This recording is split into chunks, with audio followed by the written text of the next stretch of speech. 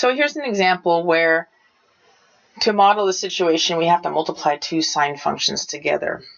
You've got an AM radio signal. The sound is transmitted on a carrier signal, and the key thing is the sound becomes the amplitude of that carrier signal.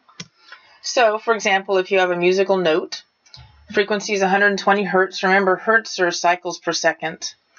And that means that for this situation, the period of the sound wave is 1 over 120 seconds per cycle. Let's say it's got an amplitude of 4, and that creates this equation. It has this graph. Now that is the musical note, the sound. And then we have a carrier wave. Let's say it has a frequency of 2 kilohertz. That gives us this equation.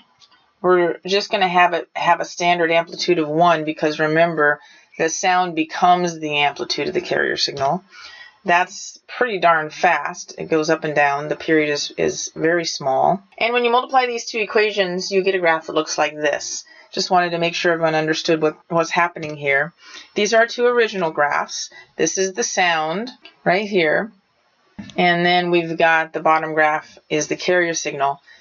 And what happens is the amplitude of the carrier signal actually becomes what the function value is for the sound itself. So again, the sound to be transmitted determines the amplitude. This is the amplitude, and this comes from the carrier signal.